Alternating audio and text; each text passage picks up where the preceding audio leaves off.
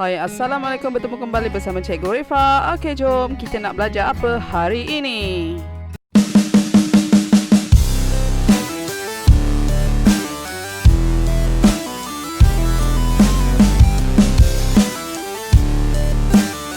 Okey, jom kita belajar koordinat. Okey, ini adalah satah kartes. Apa itu satah kartes? Okey, satah kartes ni yang kotak-kotak petak ni namanya satah kartes. Kartes ni adalah nama seorang ahli matematik yang menciptakan satah ini. Okey, dalam satah ini kita kena tahu dia ada dua paksi, iaitu yang garis melintang ini, garis yang melintang ni kita panggil dia paksi X. Okey, ataupun nama panjang dia mengufuk. Okey, kena ingat ni Okey, yang tegak ni, anak panah yang tegak ni adalah paksi Y. Okey, ataupun nama dia satu lagi adalah mencancang.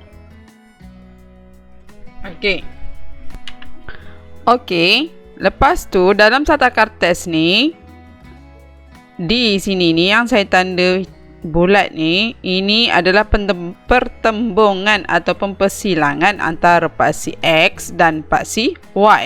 Nama dia adalah asalan.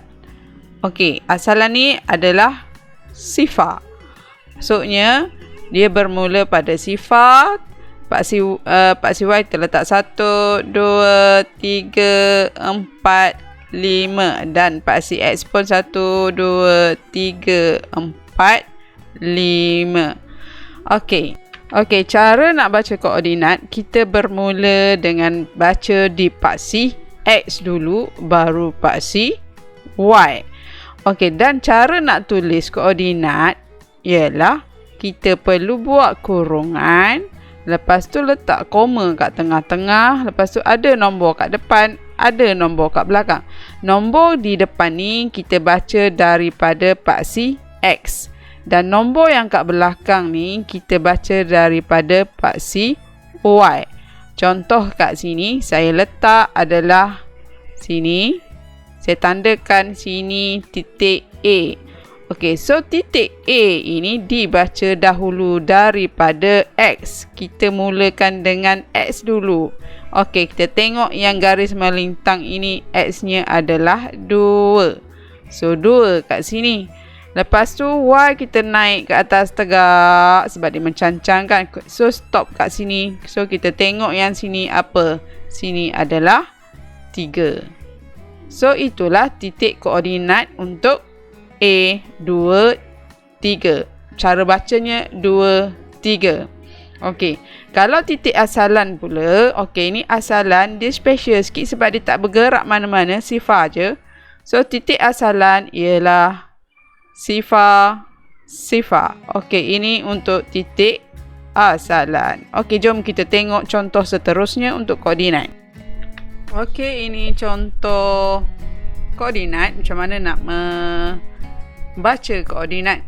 Okey, memula soalan yang saya bagi ni, paksi mengufuk ialah paksi mengufuk, yang saya kata mengufuk tu yang bawah, yang melintang. So dia panggil dia kat sini adalah ini paksi X. So kita tulis je kat sini paksi mengufuk, nama lainnya adalah paksi X. Okey. Lepas tu B kita tengok soalan dia, paksi mencancang ialah paksi mencancang itulah yang tegak ini. Ini adalah paksi mencancang yang saya bagi tahu tadi. So paksi mencancang nama lainnya adalah paksi Y. Okey, lepas tu C.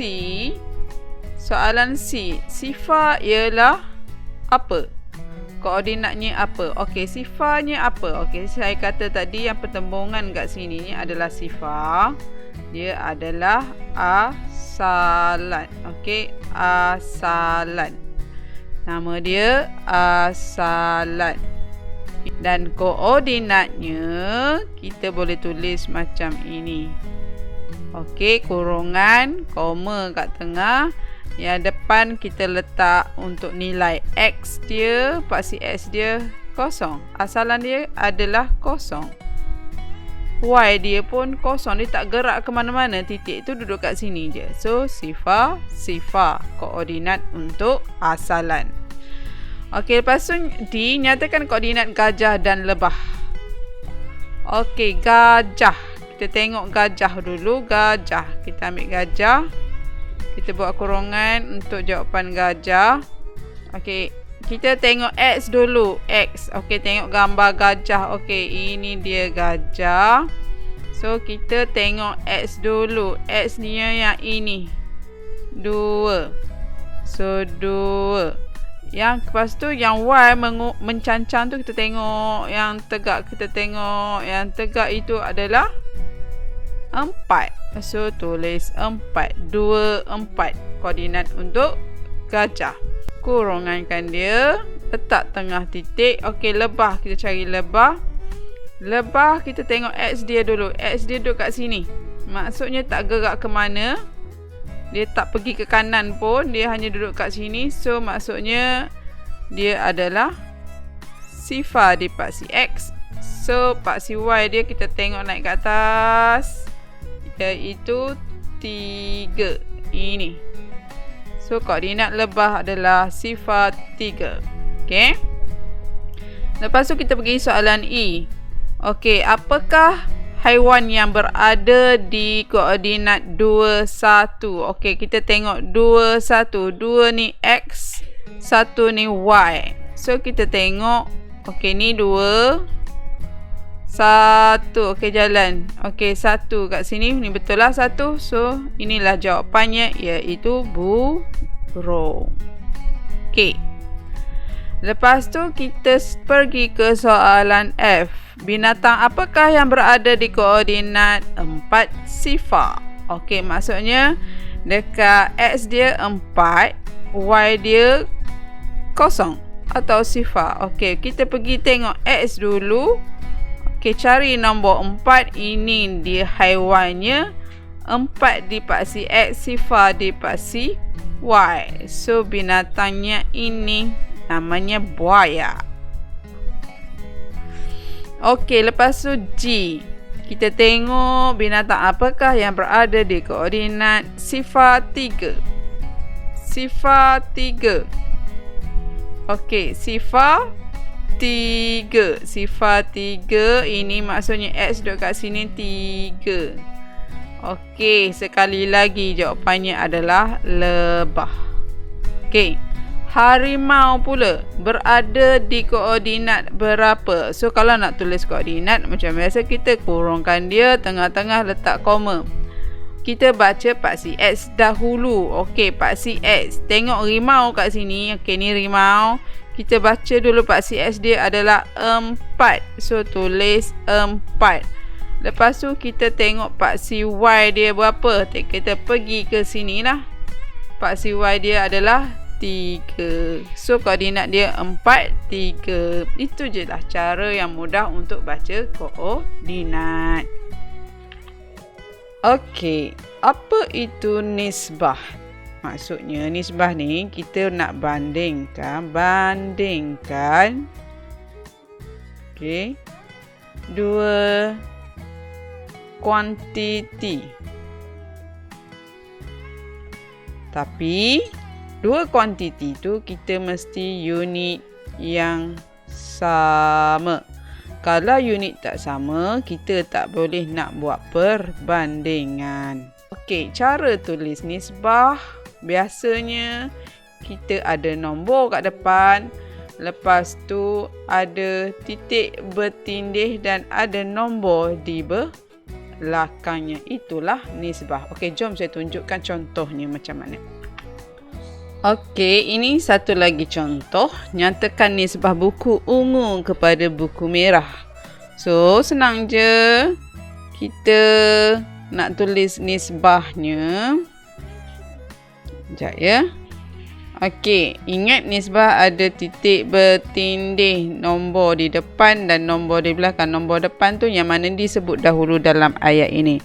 Nyatakan nisbah buku ungu kepada buku merah. Buku ungu dahulu disebut, so kita kira buku ungu ada berapa biji? 1, 2, 3. So tulis 3. Kepada buku merah, tengok buku merah. Merah ada berapa? 1 sahaja. So 1 sahaja. So inilah jawapannya, 3 nisbah 1. Senang kan? Okey, nombor 2, nyatakan nisbah buku merah kepada jumlah buku. Okey, soalan tu dia nak buku merah. Kita bulatkan buku merah. Lepas tu bulatkan jumlah buku. Okey.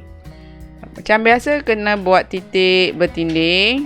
Yang mula-mula disebutnya adalah buku merah. So, kita ambil buku merah. Buku merah ada 1 sahaja. Lepas tu dia kata yang kedua ni kepada jumlah buku. So, maksudnya jumlah tu kena tambah buku yang ada. Okey, kita tambah buku yang ada. 1, 2, 3, 4. So, jumlah buku yang ada itu adalah 4 buku. So, tulislah 4. Dah jawab soalan dia. Jadi maksudnya jawapannya adalah 1 nisbah 4. Okey, ini contoh seterusnya berkenaan dengan nisbah. Okey, ada satu tali. Okey, ada 3 tali. Tali tu nama dia tali Q, tali R dan tali S. Okey. Panjang dia berbeza antara satu sama lain. Okey. Dan unit yang diberikan pun tak sama juga. Okey, tapi ada soalan dia suruh tulis nisbah panjang tali Q, okey, Q kepada R. Okey. Kita tulis titik bertindih dulu. Q. Dia nak Q dulu baru R. So Q dia adalah 3 mm. R pula 3 cm. Unit tak sama. Okey, kita kena samakan dahulu. Okey, saya nak tukar kepada mm. Kena ingat 1 cm adalah 10 mm. Okey, Q ni adalah 3 mm. R adalah 3 cm. Okey, saya nak tukar kepada mm. Nak tukar R ni. R adalah 3 cm. So, kalau 1 cm sama dengan 10 mm, ini boleh fikir logik lah. 2 cm, 20 mm. 3 cm mestilah 30 cm. 30 mm. Okey, so tulis 30 mm. So, ini untuk R. So, bolehlah sebab unit dah sama. Sini pun sama mm.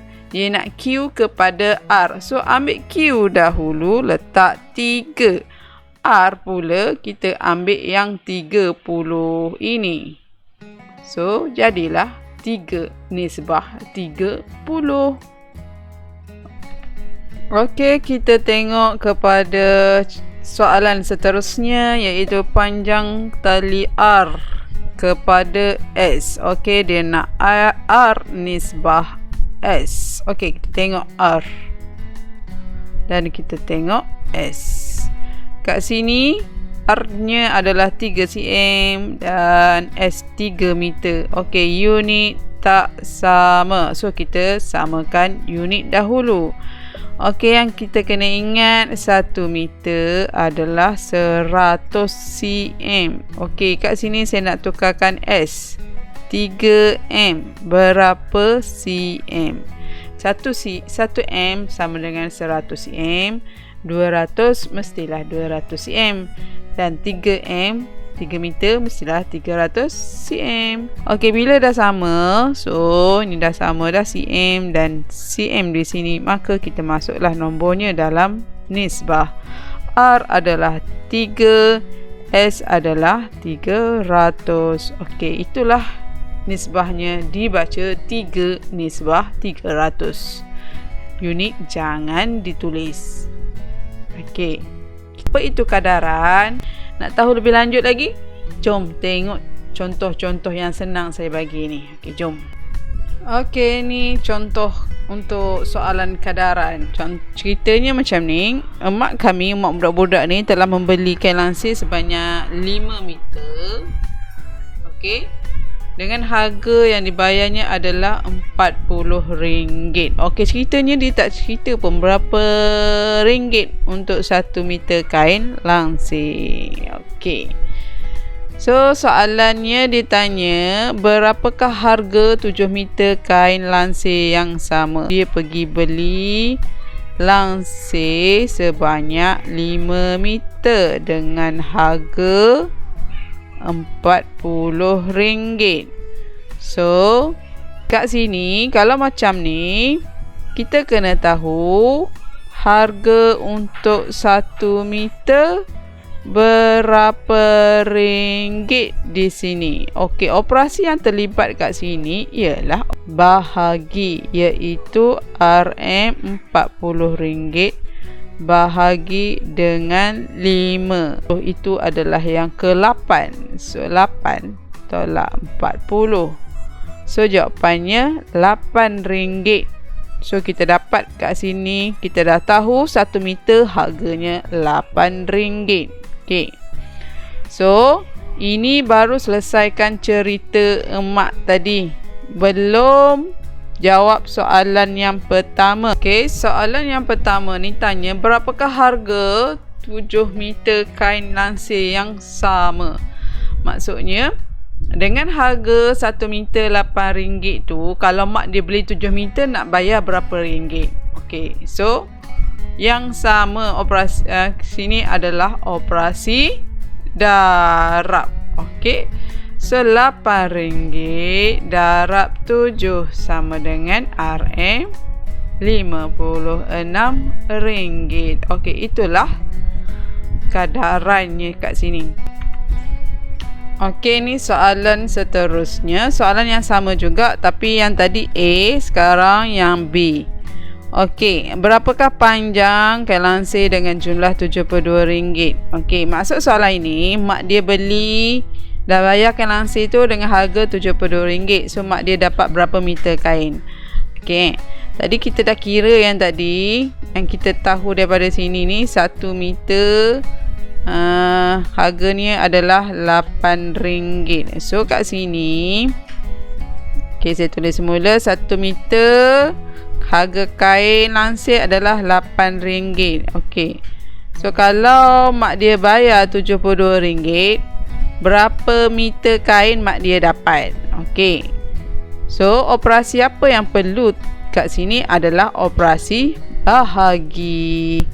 Maksudnya RM72 bahagi RM8. Okey, kat sini ada RM. Sini pun ada RM, kita boleh potong sebab sama. So, tinggallah nombor 72 bahagi 8. Dalam sifir 8, 72 itu adalah yang ke-9. So, tolak 72. So, maksudnya mak dia beli kain sebanyak 9 meter dengan membayar harga RM72. Okey. Okey, soalan seterusnya ialah berapakah jisim 3 kotak yang sama? Okey, ni ada satu gambar. Okey, gambar 4 kotak. Okey, 4 kotak ni jisim dia adalah 120 gram. Maksudnya kalau tambah-tambah 4 kotak ni, total dia jumlah jisimnya adalah 120 gram. So, sebelum kita nak jawab soalan A, kita kena tahu satu kotak ni, satu kotak ni, satu kotak ni, satu kotak ni berapa gram. Okey, kita perlu buat operasi bahagi. Okey, yang ini kena buat operasi bahagi. Bahagi berapa? Bahagi dengan 4, sebab kita nak tahu nilai jisim itu untuk satu kotak. So kita bahagikan dulu 120 gram bahagi dengan 4 kotak. So dalam sifir 4, okey, ada yang ketiga. So tolak 12, kosong, turunkan kosong. So sini pun kosong. So jawapannya kosong juga. So 30 gram ni untuk satu kotak. Okey. Soalan A. Okey, baru kita baca soalan A. Berapakah jisim 3 kotak yang sama? Okey, ini ini 30 gram, ini 30 gram, ini pun 30 gram, ini pun 30 gram. Soalan A tanya kalau nak 3 kotak je berapa jisimnya? Ini. Okey, berapa semua sekali? Yang paling sesuai kat sini adalah operasi darab. Okey, so kita ambil jawapan tadi. Kita nak jawab yang ini 30 gram darab 3 kotak. Okey, so jawapan dia adalah 90 gram. Okey. Okey, soalan B pula kita tengok berapakah bilangan kotak bagi jumlah jisim 300 gram. Dia nak bilangan kotak. Okey, yang kita kira tadi ni. Okey ni, satu kotak ada jisim dia adalah 30 gram. So soalan B ni tanya berapa kotak kalau jumlah jisim semua 300 gram. Yang sesuainya ialah operasi bahagi. Apa nak bahagi apa? 300 gram bahagi dengan 30 gram. Okey, kat sini saya nak tunjuk bahagi secara pendek. Pendek tu pecahan lah. Saya tukarkan kepada per. So 300 gram bahagi dengan 30 gram. Okey, bila kita buat dalam per, maksudnya kita boleh potong. Okey, tengok kat sini ada G dengan G. Atas bawah G ada, bawah pun ada G, maksudnya boleh potong sebab dia sama. Okey, kita tengok sifar. Sifar atas ada 2, sifar bawah ada 1. Maksudnya boleh potong 1 sahaja di atas dan 1 di bawah. Saya potong yang ini dengan yang ini. Okey. So sekarang tinggallah 30 per 3. Okey, 30 per 3 ni boleh potong lagi. Sebab kita tengok dalam sifir 3, 30 tu adalah yang ke-10. So maksudnya kita boleh potong dengan sifir 3. 3 pun ada yang pertama. So kita potong, ini dapat 1, sini dapat 10. Okey, 10 per 1 adalah 10 sahaja jawapannya. Okey, itu sahaja pembelajaran hari ini. Semoga bermanfaat untuk semua. Jangan lupa subscribe channel Cikgu Rifa. Okey, terima kasih. Bye-bye.